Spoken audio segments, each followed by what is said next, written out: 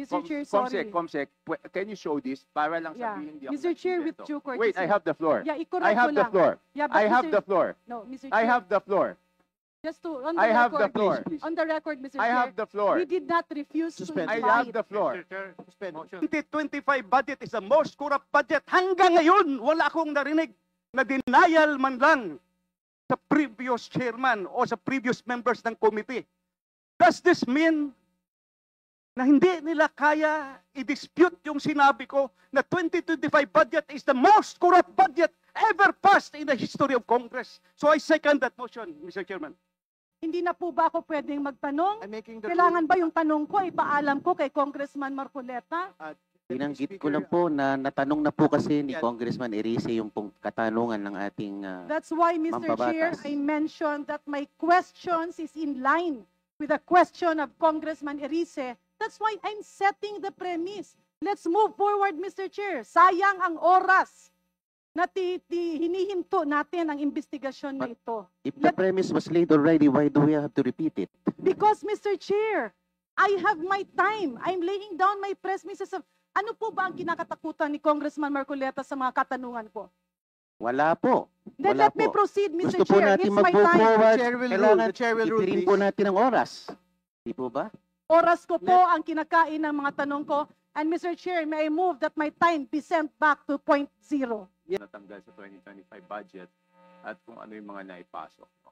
Kaya po, pabor sana ako dun sa motion ni Congressman Erice na imbitahan talaga ang dating former chairman ng Committee on Appropriations, si Congressman Saldico, dahil kahit dun sa small committee, wala pong naibigay na report. No?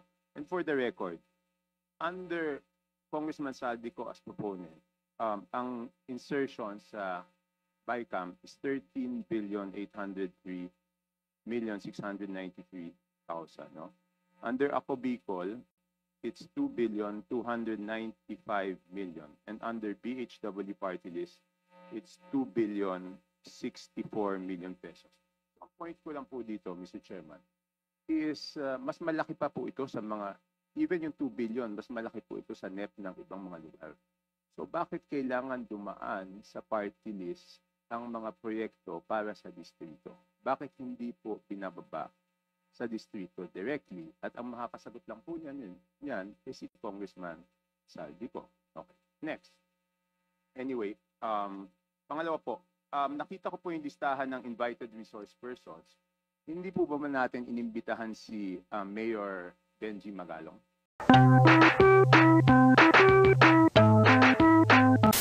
Congressman Ko. Congressman Ungab, do you want to make your opening speech? You have 3 minutes. Mr. Chairman, I will just read the last part of my question of privilege. The House of Representatives is not only the seat of legislative power. It is the sanctuary of our people's trust. Every member has a sacred duty, a solemn obligation to uphold its honor, defend its name, and to ensure that its integrity remains unblemished. I speak today not to cast aspersions on this House, but to bravely defend its honor, not to shame it, but to safeguard the public trust that our constituents have vested in us. Our duty transcends beyond personal reputation. It is a collective calling to preserve the dignity of this institution. Let us remember that the President himself, in his State of the Nation address, condemned the shameless who robbed the people, castigating them, "Mahiya naman kayo." The entire audience, including members of this House, uploaded those words in good conscience.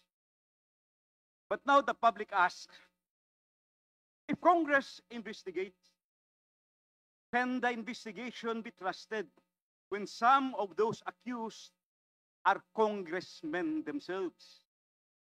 This is a difficult question, one that cannot be ignored or swept aside. For the credibility of this House depends on our willingness to confront it. Silence will not shield us from doubt. Only truth and transparency can do so. Yes, it is true. We possess the authority to investigate in aid of legislation. Yet there is a duty higher than this power, which is credibility. The credibility of this institution. Without public trust, our hearings risk of becoming a mere spectacle, empty of substance and justice. If the House investigates itself, will the nation believe in our fairness? Will they see this only as a drama staged to clear the accused by default? Many people will just call it a zarzuela, whose ending is predetermined. To truly protect the dignity of this House, we must show we are not above the law nor exempt from scrutiny. Our sacred duty is to set an example. Let us consider an investigation led by independent bodies, the Ombudsman, the Commission on Audit, or an impartial panel. Why hesitate if our hearts and records are clean? If we value integrity, transparency must not be feared, but it must be welcomed. We can go further, establish a credible anti-corruption body, modeled after Hong Kong's Independent Commission Against Corruption and Singapore's Corrupt Practices Investigation Bureau, empowered to investigate these allegations without taint of political interest. If we are innocent, a fair investigation will vindicate us. If any are guilty, justice must be done unflinchingly without regard to rank or status. My dear colleagues, no single member's reputation can outweigh the collective honor of this House and the sacred trust of our people. Integrity is not safeguarded by words or pageantry. It is demonstrated by decisive and principled action. Let us show the Filipino people that we fear no truth, 30 seconds, please. that we are ready to cleanse our ranks if called for. Each of us is entrusted with a sacred duty to ensure that the House of Representatives remain a true pillar of integrity in our democracy. Because at the end of the day, it is not merely the honor of a few that is at stake, but the honor of this entire House, and above all, the trust and confidence of the Filipino people.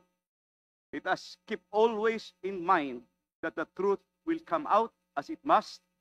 So let us be sure that when it does, we are ready, unafraid, and worthy of the trust we hold. Thank you, Mr. Chairman. Yesterday in the Senate Blue Ribbon Committee, former Secretary Bonoan was given the privilege to excuse himself from the proceedings.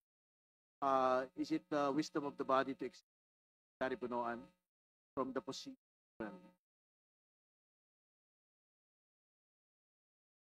Mr. Chair, Chair, we can treat Secretary Bonoan as a resource person because all about this. all right, sige po. So nagsisimula po ito sa engineering district. Tapos po ito'y pinapadala sa mga regional offices for consolidation. Correct, Your Honor. Pagkatapos po ipapadala to sa central office. Particularly sa planning office, Department of Public Works. Consolidate po ito including all the regional offices, central offices. Expenditures program, tama po? Yes. Pagkatapos po ito ipadadala sa at ang BBM po ang magto-consolidate nito. Ito po ay ipapasa sa Office of the President at aprobahan ng gabinete. Tama po. Dito po nabubuo yung National Expenditure Program. Tama po yun.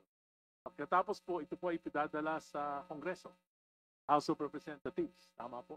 Tama po yun. At ito po ay magiging General Appropriations Bill. Tama Gap. po yun. At magkakaroon po ng mga hearings at magkakaroon po ng mga amendments. Errata. Tama po. No? Tama po Kaya, yun. based on consultation with representatives, consultation with the Committee on Appropriations. Tama po yun. Tama po yun. At pagkatapos po, ito ay aprubahan, second reading. At dito na po magtatapos ang papel ng Department of Public Works at ng DBM. Tama po. Tama po, Your Honor, sa House of Representatives. Pagkatapos po, pag na-aproba ng second reading, meron pong small committee appropriations para po pag-aralan yung mga individual amendments ng mga representatives. Tama po ba sa inyong pagkakaalam? Tama po, Your Honor. Pagka ito po ay na-aprobahan on second and third reading, ito po ay padadala sa Senado. Tama po. Magkakaroon po tayo ng BICAM. At yung BICAM po,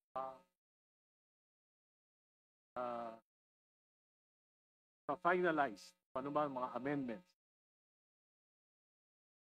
na pag-aagrihan ng both representative, House of Representatives and the Senate. Tama po. 2020, 2024 at 2025 budget. Karoon po ng malaking babago mula sa budget ng WH na isabit nyo sa Kongreso. Tama po ba yan? Tama po, Your Honor. Kung patatandaan nyo po, gaano po kalaki yung mga pagbabago na ito? So, dito na lang po tayo mag-concentrate. 2025 budget. Magkano po yung pinopose nyo at magkano yung naaprubahan ng budget? Ang natatandaan ko po, Your Honor, the General Expenditure Program ng Gates for 5 was 900 billion. What came out of the General Appropriation Act is 1.08 billion. Meaning, Trillion. gaano po kalaki yung nadagdag? 1.088 trillion. Your Honor. Gaano po kalaki ang nadagdag? The dagdag is 180 billion. Your Honor.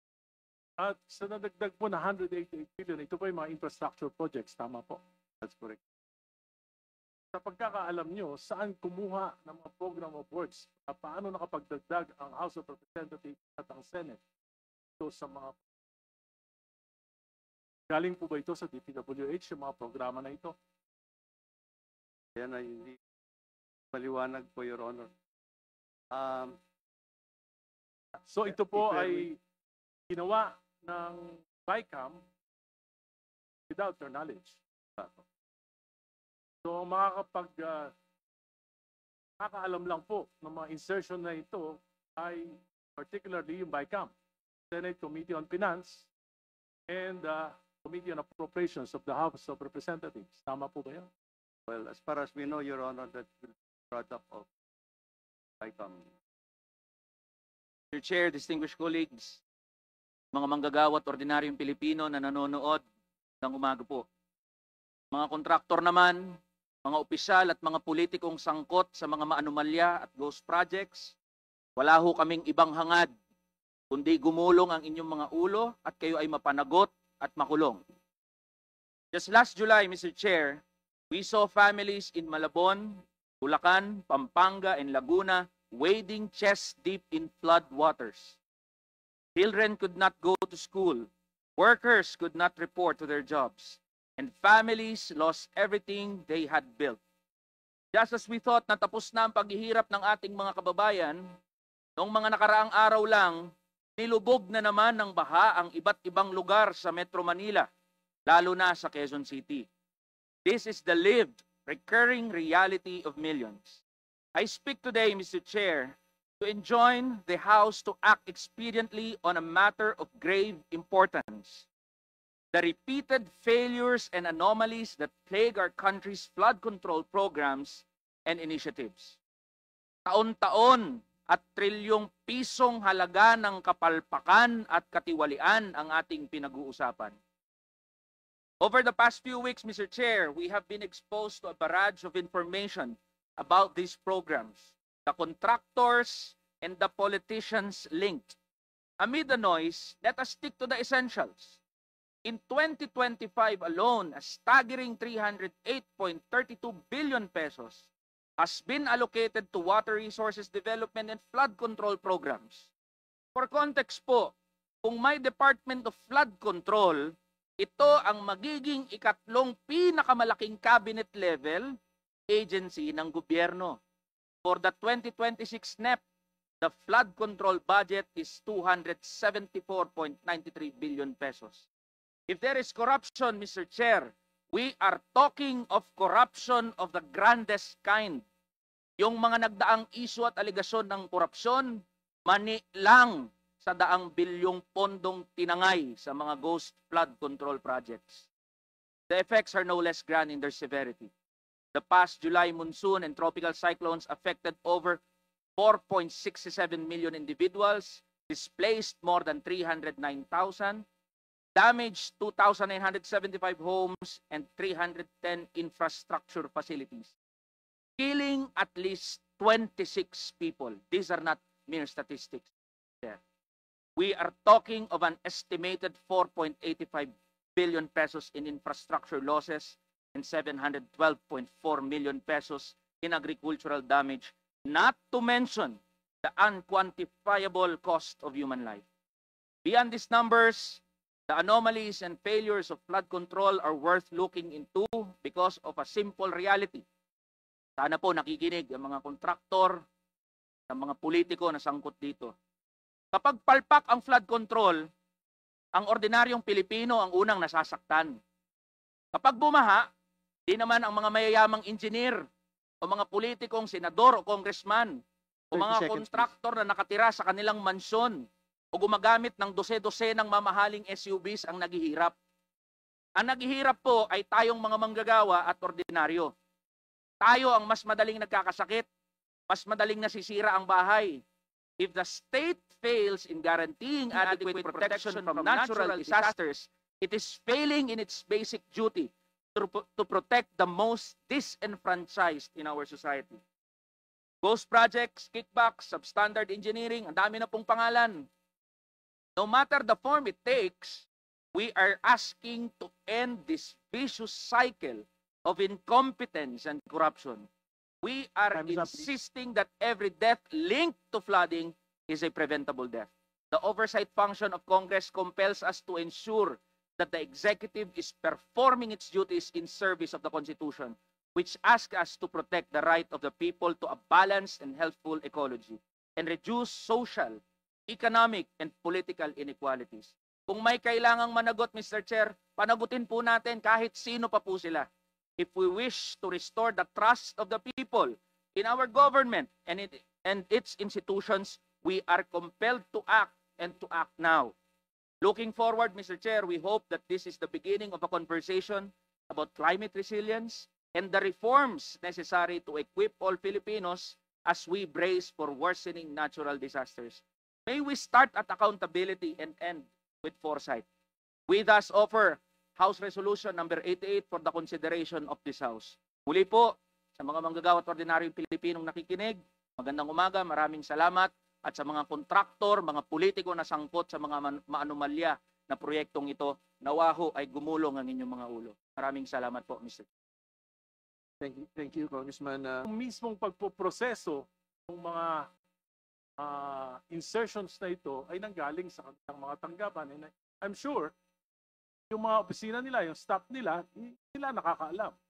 Dahil sila yung nagproseso itong mga insertions. Mr. Chairman, Mr. Chair, I seconded I would the like motion to, I would like to Congressman second, Rivera. yes or not? May I? I would like to second the motion. I would like to explain why. You know, last August 4, I delivered a privileged speech questioning the, I think, mangled beyond recognition 2025 budget. And I was very specific on the automatic appropriations. Almost ang daming ginalaw. So hindi lang yung program appropriation, new general appropriations ang ginalaw pa yung program. In fact, towards my ending statement, I have said that 2025 budget is the most corrupt budget ever passed in the history of Congress. Sinabi ko yan. You know what?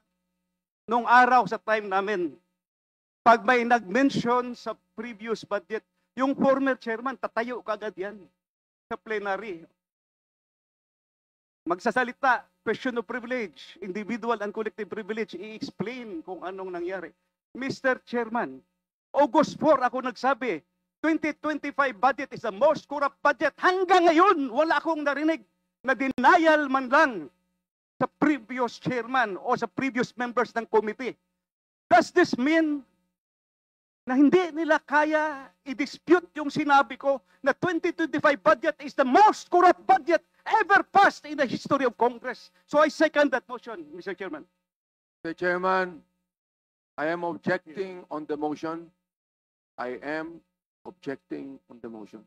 Chairman, I would like to know the reason why, because I would like to find out if we're going to invite them here, are they resource speakers or they are members of the House of Representatives? Are we going to ask them questions? Are they going to answer it? We'd like to find out. Mr. Chairman. Mr. Chair, Mr. Mr. Chairman, Chairman, move may I? for a few minutes suspension. Mr. Chair. Mr. Chairman. Mr. Chair. Mr. Chair. Mr. Chair. Mr. Chair. Congressman Erice at the floor, and I asked him. Yeah, that but we- Mr. I'd be Chair, I allowed was to make a listed since manifestation. this committee assumed, We recognize her first.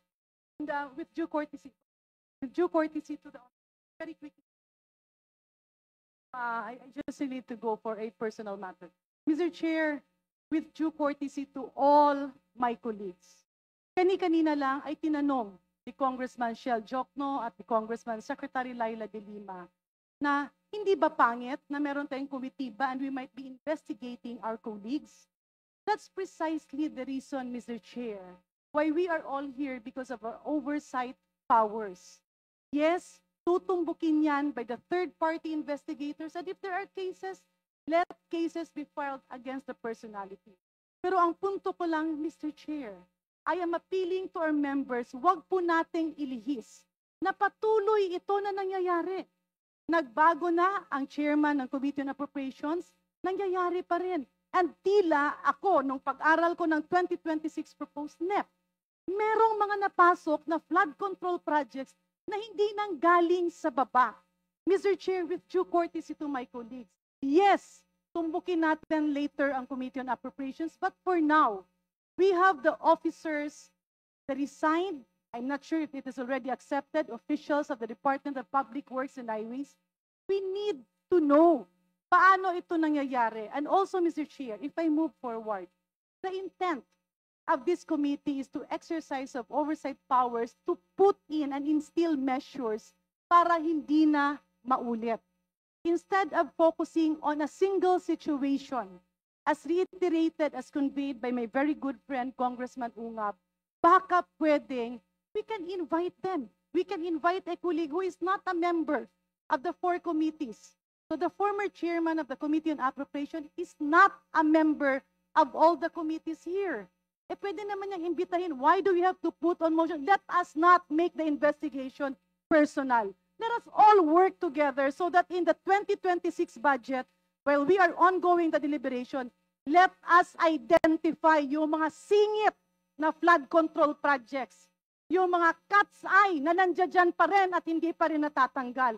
Let us do our job by putting a permanent seal to to all these anomalous things. With that, Mr. Chair, may I appeal to my colleagues? Yes, let's invite the personalities mentioned. Let's do away with motions and divisions of the House because we are losing focus. Balikan natin, ano bang iniimbestiga natin?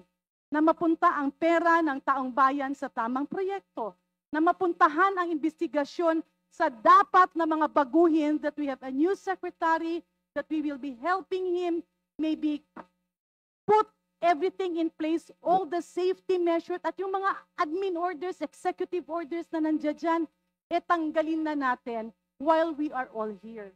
So again, Mr. Chair, may I repeat my appeal? The focus of our investigation is to nip the bud, putulin ang ugat para hindi na ulit tumubo. And with that, Mr. Chair, let's move forward to the interpellators that have signified their intention to ask questions. And I believe the Honorable Erice, as I earlier talked to him, is amenable to inviting a colleague. Kung hindi dumating, then let's discuss that. But is that the solution? Because any member of Congress will change, any committee chairman will change. But if the root of the cause of all of this will not be nipped, paulit-ulit pa rin itong mangyayari. Thank you. Congressman Chanco, then Congresswoman. Mr. Chair, yun na nga ang problema, no? Nung unang ginawa to, I was against it. How can we investigate ourselves? That is the primary question. So kung isang congressman, sabi nyo kanina, kahit sino masagasaan, wala tayong sasantuhin, kahit congressman, kahit senador. Eh kung ang congressman hindi pa pwedeng maging resource person at hindi natin pwedeng pa-testify under oath, eh di ibig sabihin sa usapang to, exempted ang congressman. So paano tayo mag-iimbestiga? Paano tayo? Number one. Number two, Mr. Chair, here is the USB. Sinasabi, paano nagkaroon ng insert?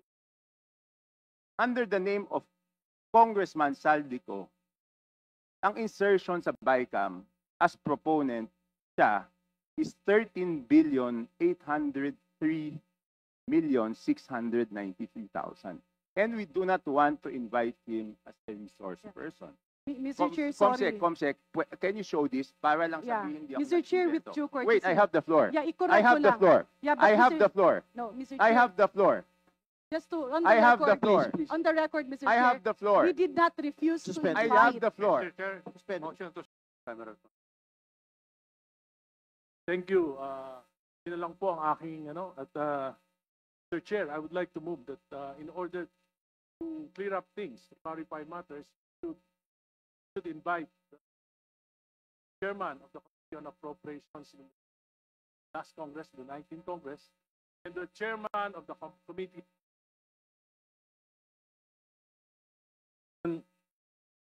Congressman Saldico and former Senator Crespo. So moved, Mr. Speaker. Second. Mr. Chair. Mr. Chairman. Before Secretary Bonoan leaves, I would like to ask a question. I'm supposed to ask this question. Wait. So, excuse me. Yes, Your Honor.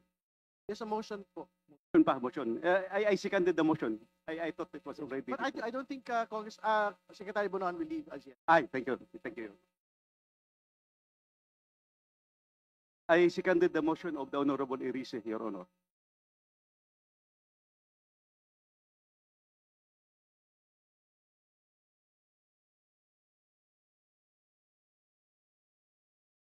Can we restate the motion, please? Mr. Chair, I move to that this committee invite chairman of the Committee on Appropriations, chairman of the last Congress, the 19th Congress, para malaman po natin kung paano, ano yung talagang storya, bakit nadagdagan ng may 100 bilyon at saan nila kinuha yung mga programa na yon na dinagdag sa pantalang sinasabi po Secretary Bonoan na hindi naman po sila yung nagbigay ng mga programa na ito. Alam niyo po, especially on flood control projects, kung malalaking proyekto ito, dapat po mayroong environmental compliance certificate. So, mahalaga na malaman natin saan galing ito. So, ang nakakaalam lang po yun dito, former Senator po at si Congressman Saldico sapagkat Nabanggit na po ni Secretary Bonoan yung tanong po ni Congresswoman Garin sa pagtatanong po ni Congressman Erice. This is just a duplication of the question propounded by Congressman Erice. But I think we have to give her the honor of asking the question.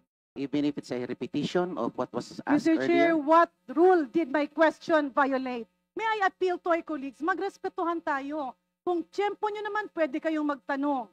I gave that preliminary question because I'm moving to the next question. This is a Connected point to of law. order po. What law Yeah, did I violate in asking a question, Mr. Chair? Hindi na po ba ako pwedeng magtanong? I'm making the Kailangan ba yung tanong ko, ipaalam ko kay Congressman Marcoleta?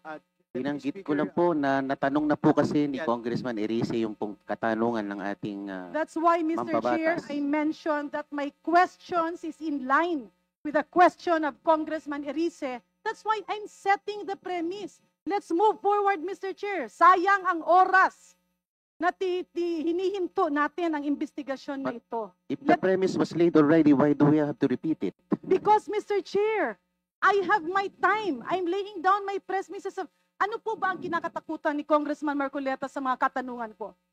Wala po. Then Wala let me po. proceed, Mr. Gusto po Chair. natin It's my mag-move time. forward. The chair will rule. Kailangan The chair will rule, itirin po please. natin ang oras. Di po ba?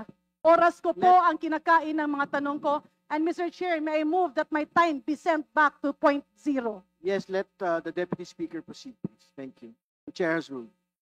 So thank you very much, Mr. Chair. Balik po ako sa zero at magsimula po ang aking 5 minuto.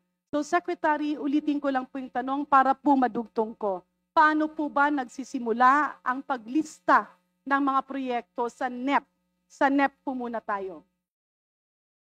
Sa NEP po ay nagsisimula po dun sa mga engineering district namin when they consolidate their proposals from all sectors, all the projects that have to be considered in the budget that has been allocated per engineering district, Your Honor.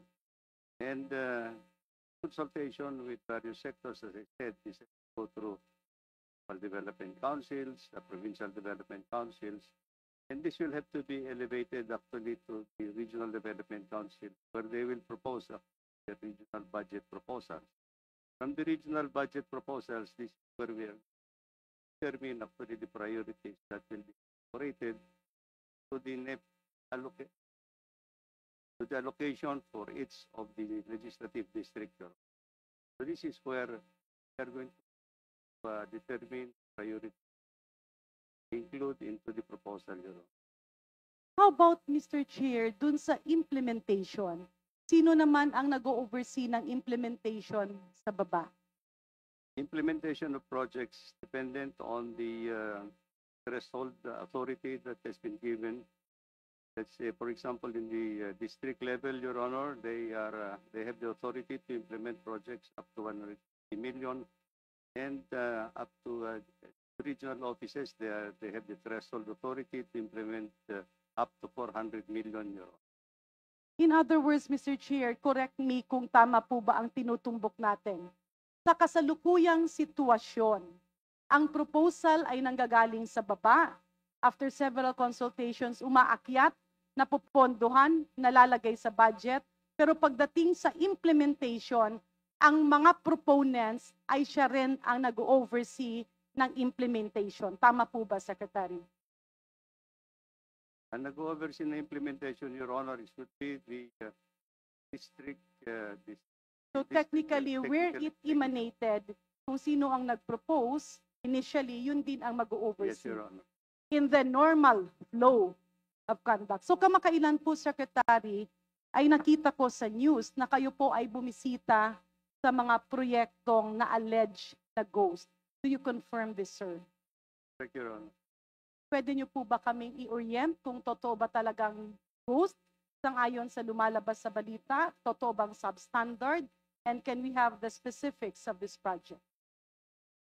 Your Honor, when the President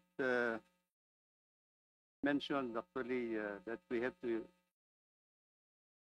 investigate all the projects that we have furnished him, all the completed projects that we have furnished him, I immediately sent out validation team from the Department of Public Works and Highways to do a what we call present and absent project identification. And thereafter, there has been some reports that there are projects that cannot be located, and there are projects actually. Apologies, sir. Tumbukin na lang po natin yung una yung binisita. Were these projects in Bulacan? Yes, Your Honor, meron kami. So, pinuntahan. ghost ba? Hindi ba totoo? May project na pondohan, na kolekta, pero walang existing? Ganun po ba ang inyong nakita o hindi? What I can now faults, Your Honor, is actually there are two projects that we have noted that these seems are ghost projects. Ibig sabihin, multo ang flood control project na yun. These are projects that cannot be identified, that cannot be Were they Be paid, located. Mr. Secretary? in first engineering. Nabayaran po ba siya, Mr. Nabayaran po. Secretary? Okay. Yung dalawang project, unahin lang natin ito kasi gusto nga natin makita yung flow. Kanino po nag-emanate ang request na pondohan ang mga proyektong ito? Sang-ayon sa pagbisita ng ating Pangulo, yung dalawang project na sinasabi niyo po.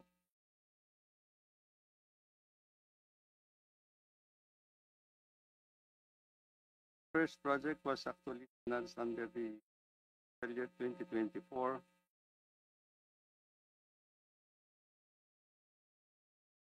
Other project is actually financed under the fiscal year 2025, Your Honor. Ito po ba ay nanggaling sa baba? Was this proposed from the district or the regional office? Ito po ba ay pinopose ng ating district engineer at inakyat sa opisina nyo na pondohan sa NEP? Ganun po ba? Our record is just saying that it came from the general appropriation. So, Mr. Chair, may I move that we request the Department of Public Works and Highways, whoever is taking over, na tingnan yung flow. Una, paano ito napasok sa GAA? Pumasok ba ito sa NEP? Because what we are seeing here as a perennial problem, yung nag-propose ng project ay siya din ang mag-i-inspect, siya din ang magsicertify, siya din ang magsasabi na bayaran ito. Tama po ba, Secretary Bunoan? Magsasabi ng bayaran, Your Honor, would be the implementing office that supervises.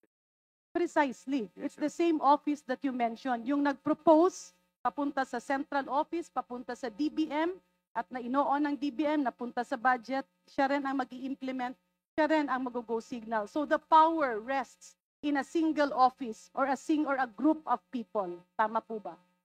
Yes, Your Honor, if the project emanated from the National Expenditure Program. Okay, Mr. Chairman, kanina po pinag-uusapan yung insertion, tinanong po kung ano yung mga natanggal sa 2025 budget at kung ano yung mga naipasok. No? Kaya po, pabor sana ako dun sa motion ni Congressman Erice na imbitahan talaga ang dating former chairman ng Committee on Appropriations, si Congressman Saldico, dahil kahit dun sa small committee, wala pong naibigay na report. No? And for the record, under Congressman Saldico as proponent, ang insertion sa BICAM is 13,803,693,000. No? Under Ako Bicol, it's 2,295,000,000. And under BHW party list, it's 2,064,000,000 pesos. Ang point ko lang po dito, Mr. Chairman, is mas malaki pa po ito sa mga even yung 2 billion, mas malaki po ito sa NEP ng ibang mga lugar.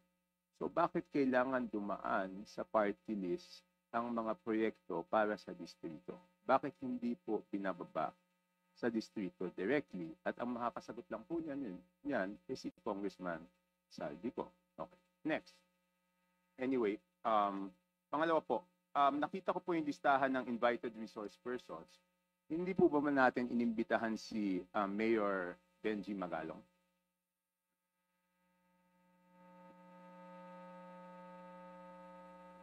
Not for this hearing, Your Honor. Pero iimbitahan po ba siya sa susunod na pagdinig? At the future hearing, Hindi, sa next hearing? we have to discuss it. Because nandito po kanina si Bante, siya po yung nagsabi na wag naman akusahan yung house at pangalanan kung sino yung tinutukoy. At pumayag naman po si Mayor Magalong na tukuyin pag siya ay inimbitahan ng house kung sino yung tinutukoy niya na pinakamalaki ang nakukuha na 20%. So ang tanong ko po, bakit pa po hindi imbitahan kaagad ng committee para malaman na po natin kung sino yung tinutukoy niya, Mr. Chair? I think we have a commitment that we will invite him. but the commitment is not on the next hearing. Kasi marami po tayong pag-usapan. In fact, gusto natin isa-isahin yung mga SIMS construction, hindi yung nagpakita. St. Timothy, hindi yung nagpakita. Ito yung alam ng mga tao na gustong malaman yung katotohanan. So, ibig sabihin, we are united with Mayor Magalong on his commitment against corruption, for him to name the 67 lawmakers, no question. But he will be required in this committee to do it on their own. State 67 lawmakers who are contractors first. Second, lawmakers who are allegedly receiving 30 to 40% kickback. That will come in due time. That is the commitment of this committee. Kasi sa sinasabi niya, ang pinakamalaking nakukuha ay yung Committee on Appropriation. So hindi pa ba mas mabuting i-address na po natin? Kasi nandiyan po, si Congressman Abante, nadinig ko po yung interview nyo, sabi nyo po, dapat pangalanan po ni Mayor Magalong.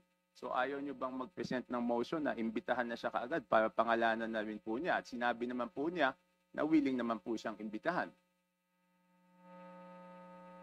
Congressman Abante, you're being asked. Should I make the motion now? Better, Mr. Chair, to show na talagang seryoso tayong imbitahan siya. Ko. I just have one. Mr. Chair. Before speaking, I have one question lang po to Congressman Chanco. Is this part of your interpellation or what is this? Okay. All right. It's part of my 5 minutes, Mr. Okay, Chair. all right. And after this, I will have no further questions because this will be my basis of seeing if talagang may pupuntahan tong committee na to o wala. Kung ayaw natin imbitahan si Mayor Magalong sa agarang panahon, may magkakaproblema tayo sa credibility niyan. But I think we have to state for the record as well that in many public forums, Mayor Magalong has labeled the committee as merely a moro-moro committee. So I think the public should look at that as well. Yes, Mr. Chair, pero sinabi niya, kahit tinawag niyang moro-moro, sinabi naman niya na willing siya magpumarap, di ba? Eh di tingnan natin kung haharap siya pag inibitahan natin. I think Mr. Chair, point of order. yes, please. I think we should be sensitive regarding the word moro-moro. May we delete the words because I think it was Kong Zia, who is a Muslim.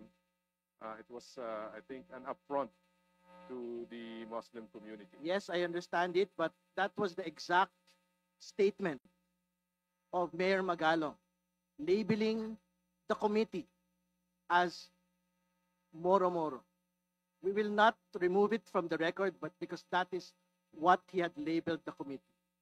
Mr. Chair, just coming it from the members of the committee and saying that it is moro-moro, I think it's quite personal on the part of the members of the committee. But anyway, I will abide by the decision of this committee. Thank you, Mr. Chair. Thank you, Congressman Santos. Again, would you want to respond to Mr. Chair, Congressman Chanco, please? there's no problem in making a motion, but as you made a promise to me, Mr. Chair, that one day Mayor Magalong will be invited, why don't we just finish the hearing right now? We still have a lot of contractors that are waiting to be investigated, to be interpolated. So why don't we wait? Why don't we finish this first before anything else? Bakit natin ginugulo itong hearing na ito samantalang marami naman naghihintay dyan ng mga contractors na very much willing to be interpolated? Right. Thank you for your response. Congressman Chanco, please. No further questions.